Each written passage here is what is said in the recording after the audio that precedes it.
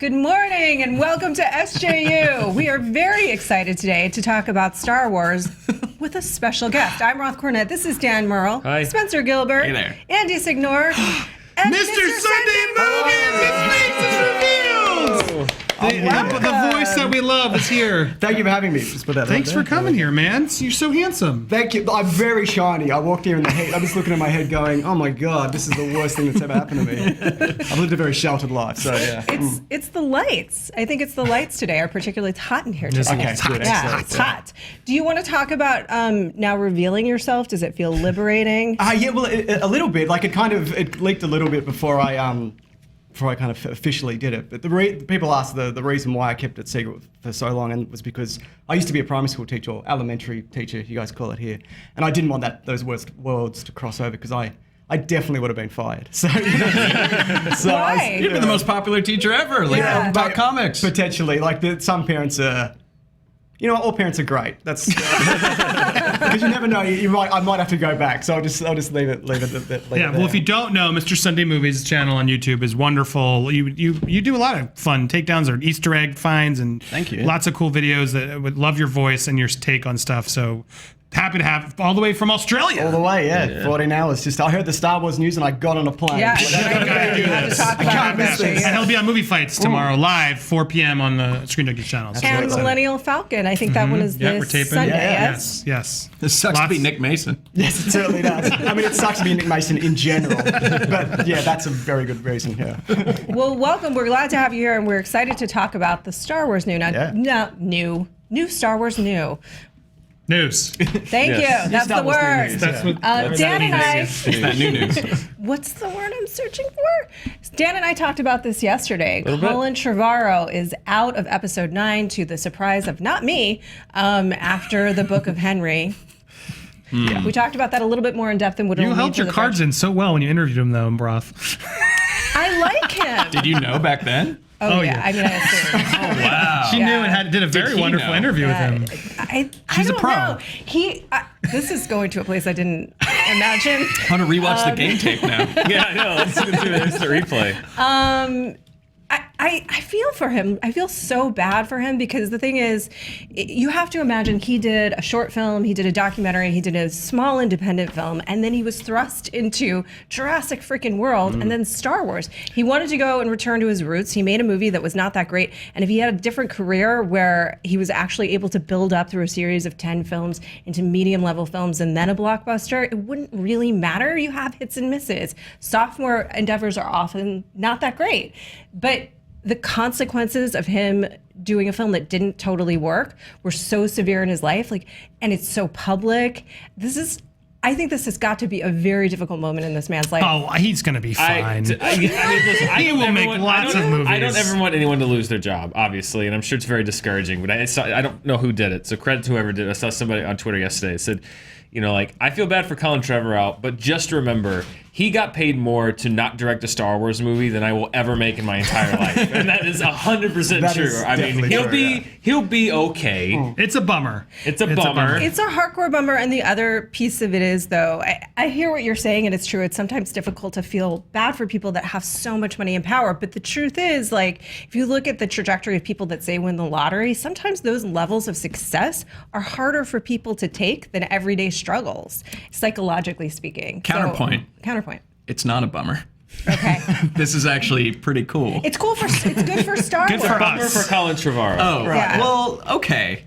But the Book of Henry was him showing us who he was. He was being like, this is my passion project. I can do whatever I want. And I'm going to do this weird story about the neighbor shooting the guy next door. The Mom Assassin movie. Yeah. Well, so did you get to watch it last night? I didn't. I couldn't find a copy. Okay, I was going to get you involved in that conversation. But I know the synopsis. It's pretty crazy. It's insane.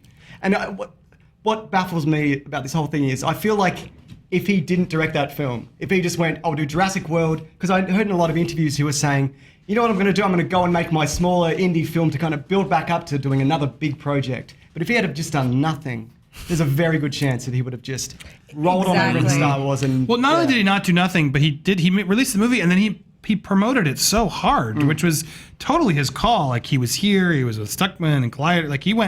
He went to every truck stop you could go to promote that movie, and it was just very odd because it was like, just let it do its thing. Well, this is like he's a very smart guy. He's a really nice guy. He's a serious movie lover, and I think sometimes, you know, movies, to me, the fact that they get made at all and make sense is a miracle.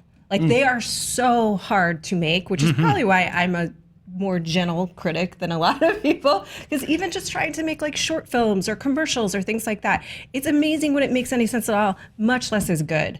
This is not a good movie. I did not like Book of Henry. A lot I didn't like it. There's so many problems. I could talk about them all for the next half hour. I will not. Because the truth is, so freaking what? That's not the last movie he could ever make. You know, Scorsese's, not every one of his is out of the park great. It doesn't mean he's not an out of the park great director. And I feel like, unfortunately for this guy, it was just terrible timing. Right, it didn't help. Well, but then it's good for Star Wars. And also the rumors that they were, I mean, who knows what's true, but they were already starting to not jive Kathleen Kennedy, and I think she was seeing flashbacks of this Lord Miller thing, however that went down. She didn't want to be stuck mid-movie with another director that she had seen red flags of, like, we're not on the same wavelength. Let's part ways now and do this properly. But I'm curious who they're going to get next. But I mean, just think about it. This is now their third, because Gareth Edwards, right? Gareth Edwards, for all intents and purposes, was replaced. Yes.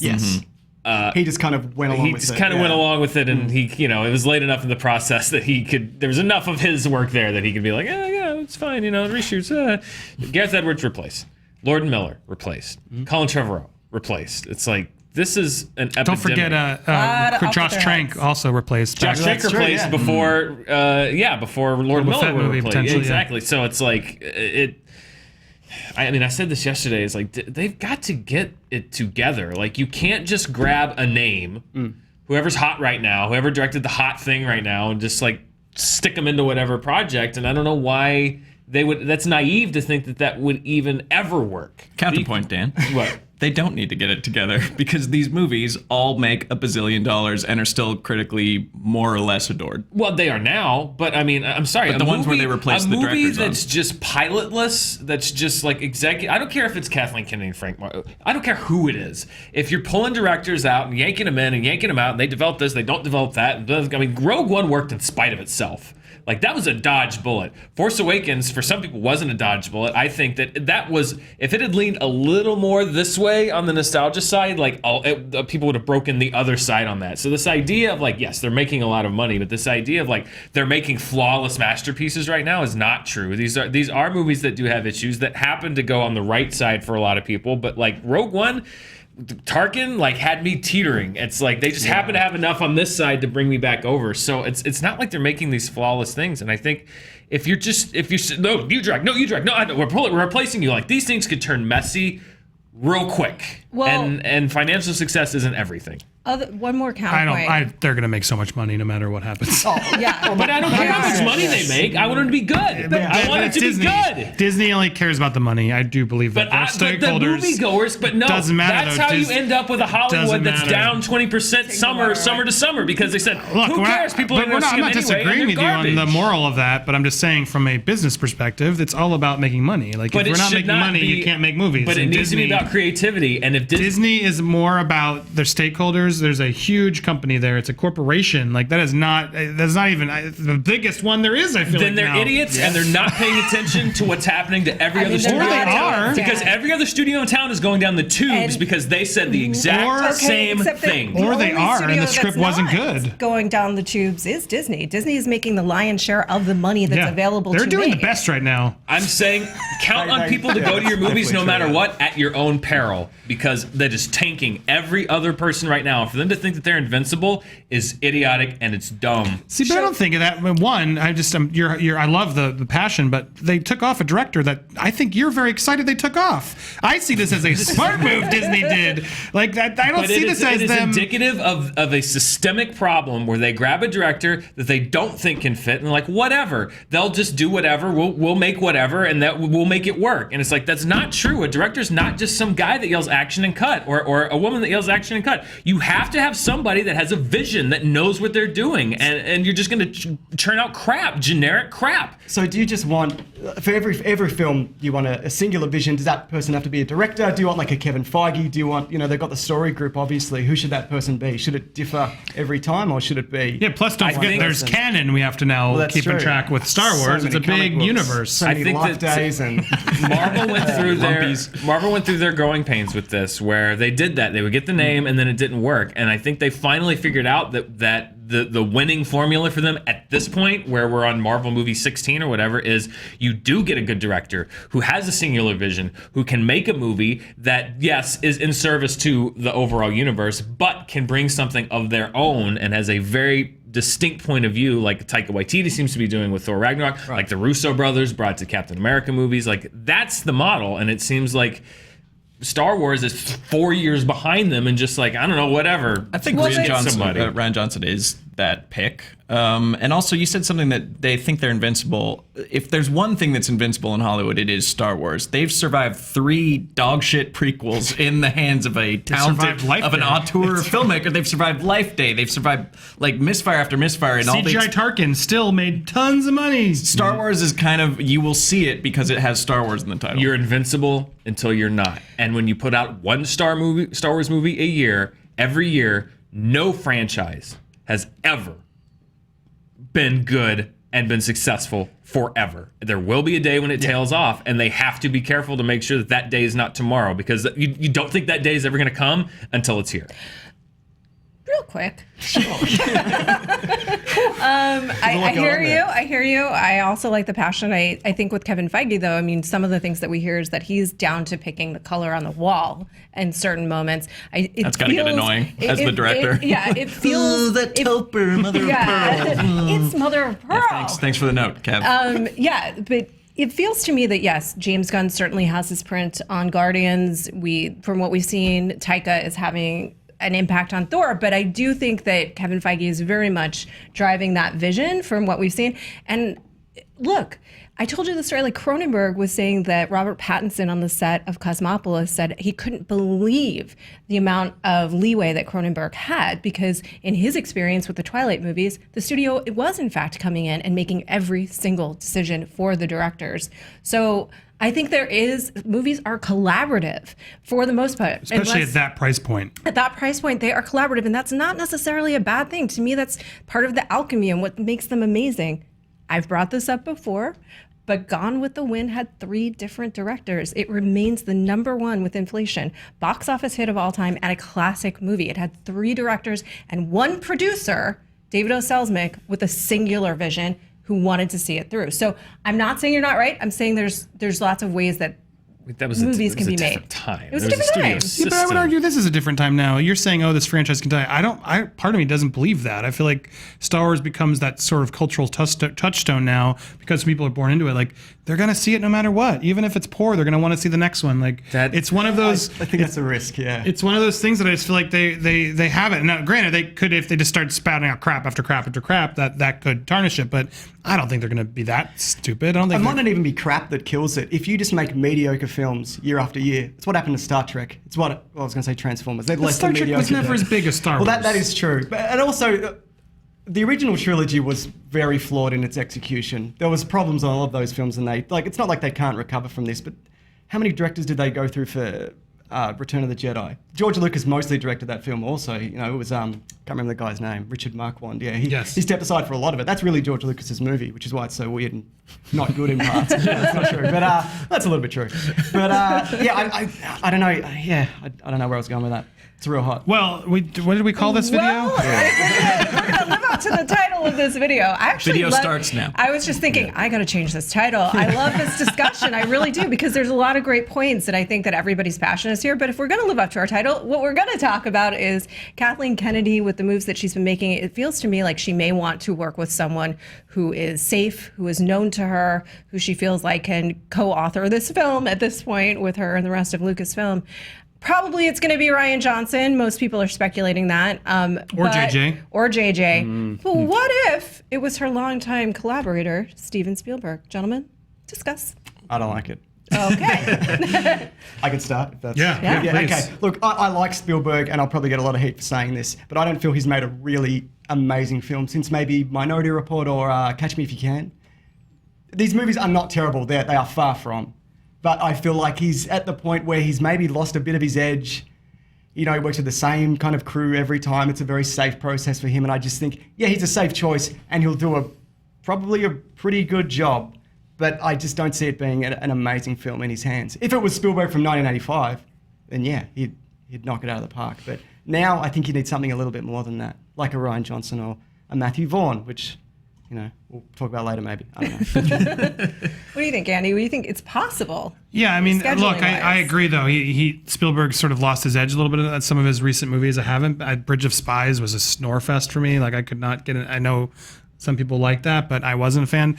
I'm hoping Ready Player One is the one that sort of excites him again, because I agree, Minority Report, super underrated, like really good sci-fi movie, even Catch Me If You Can, etc. But I'm hoping Ready Player One might have like rejiggered some like thing, and I'm like, oh yeah, this I can do fun again, like I can have a little dark and fun and do something crazy here, because that story is pretty great and it's very Spielbergian. So if that sort of could have swayed him to be more into that, I could see him having fun with this. But if not, and he's just going to phone it in and sort of, do that, and move it in, then I agree it's going to be too safe of a choice, and then it's going to seem interesting, but it'll end up probably not being as intense. He just won't be as invested or care about the material enough for it to be as magical as a Spielberg movie should be. Spencer, and then let's go to the #1 Spielberg fan on the planet. Yeah, I guess I'm for it, just in the Ready Player One-ification of all culture, that we just get one movie at a time made by all the names we know with all the things we recognize on the screen at the same time, because he can do dinosaurs and Star Wars and Jedis, and we can just go, oh good, there's only one movie now made by the same people. There is a dinosaur Star Wars planet, is there? That would be pretty probably cool. does. I don't know. Look, the parts that excite me about the new Star Wars trilogy are the new parts. The parts that didn't harken back. There's a tint of nostalgia that I like, but what's exciting is the new characters, the new saga, the new Porgs.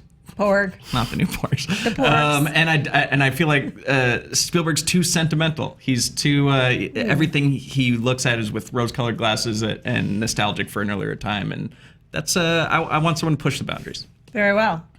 I love Steven Spielberg, obviously. He made my favorite movie of all time. I agree that the last great Spielberg movie was maybe Minority Report or Catch Me If You Can. Now, he's done some great dramas. He did Munich. I enjoyed Lincoln. A lot of people don't like Lincoln. I enjoyed Lincoln, but like as far as like that scope, that grandiose thing, just that feel, you're right. It's been a very long time. And I think that it's really not even Spielberg, but like particularly with Spielberg, if you want to bring him on, you have to develop the movie with him.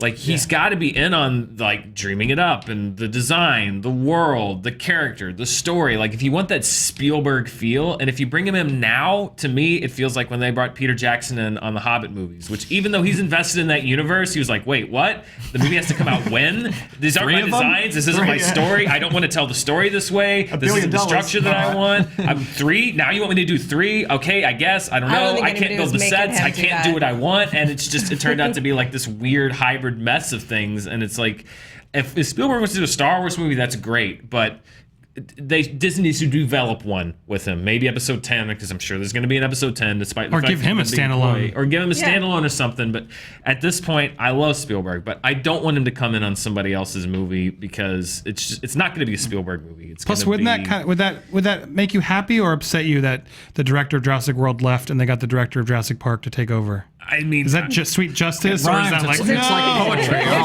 It's like poetry. Yeah, no.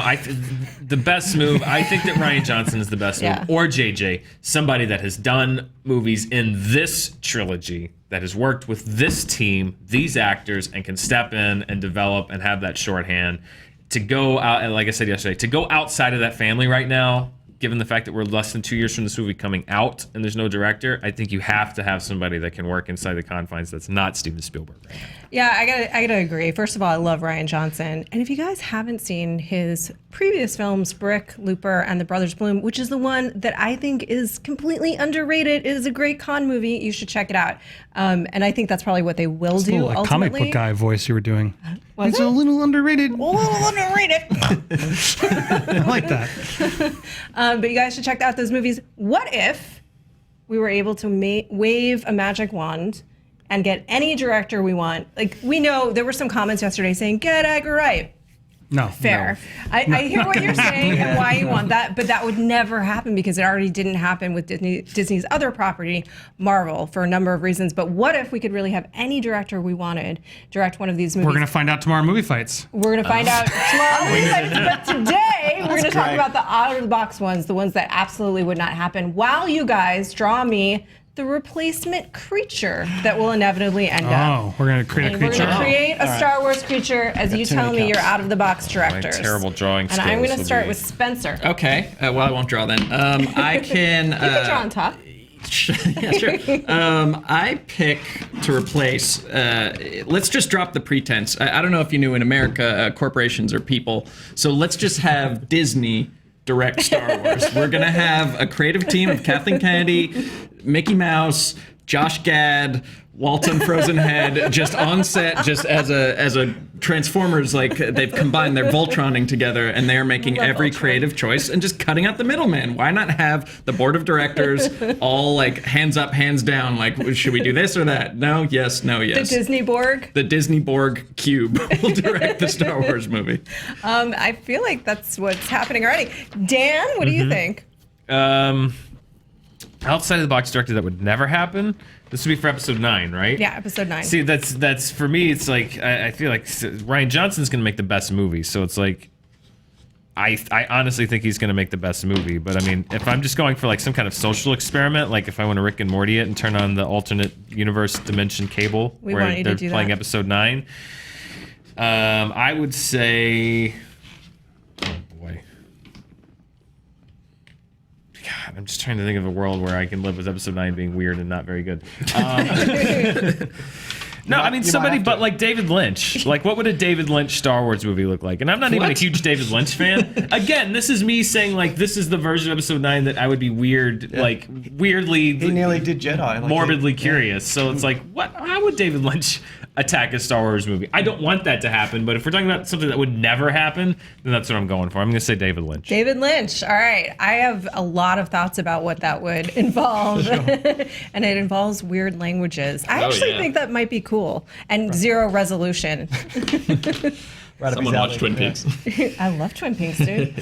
I mentioned Matthew Vaughn before, and I think the reason I say him is because he's really, whatever genre he stepped into or whatever franchise he stepped into, he's adapted. He's saved the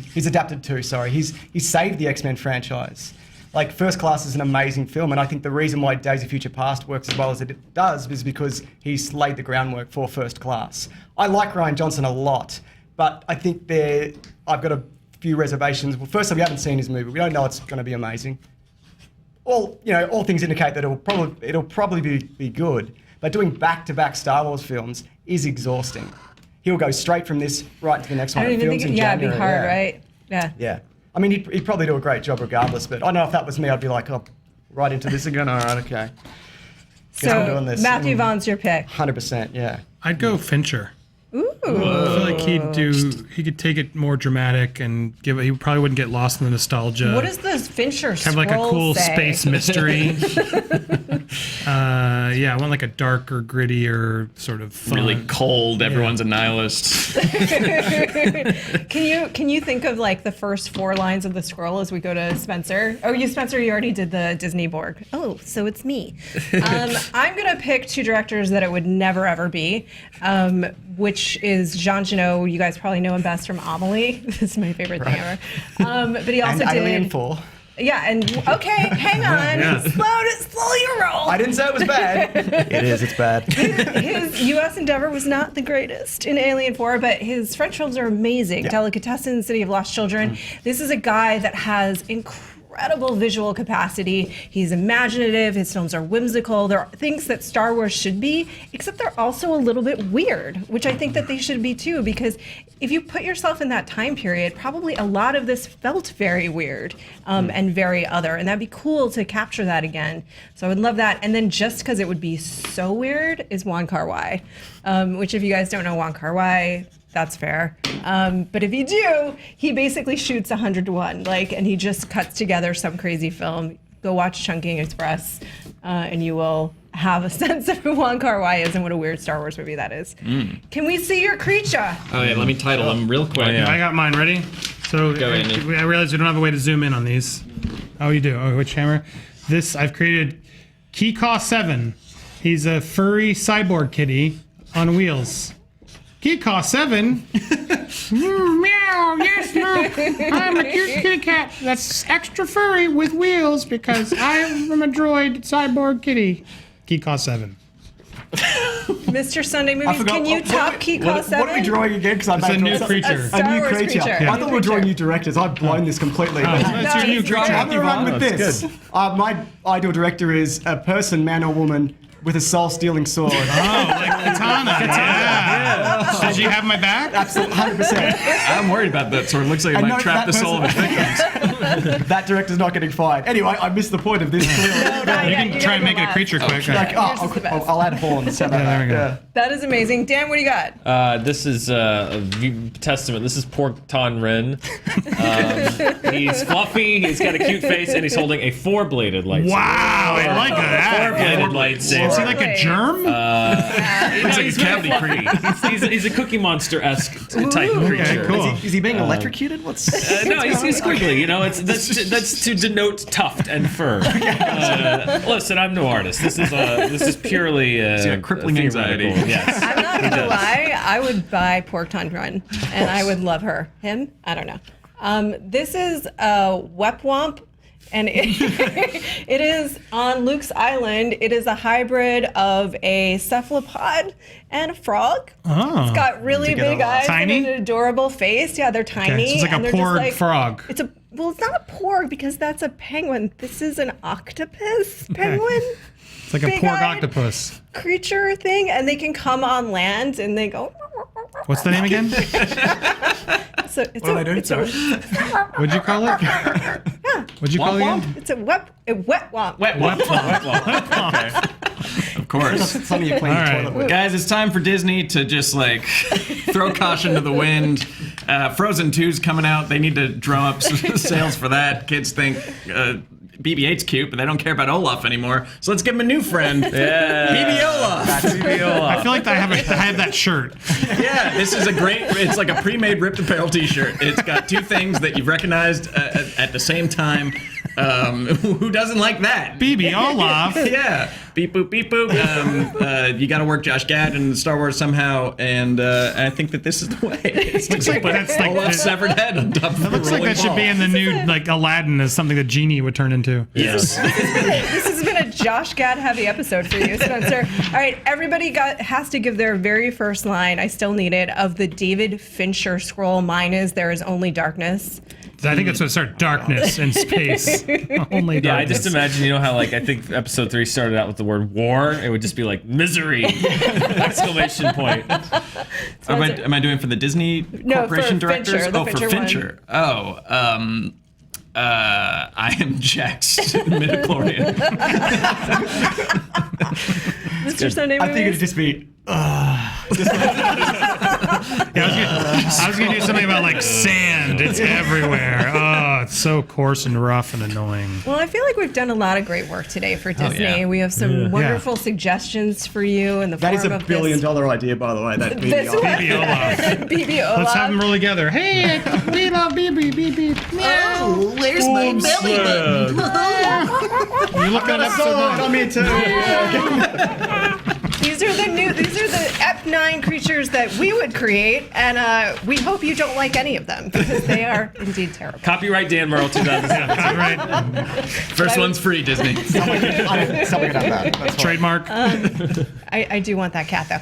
Thank you for joining us today. Let us know what you think about Steven Spielberg possibly not ever directing Star Wars in the comments below, and whatever else struck your fancy about this wild conversation. We will see you tomorrow morning with more stuff. Thanks, James. You're welcome. Good to be here. Yay!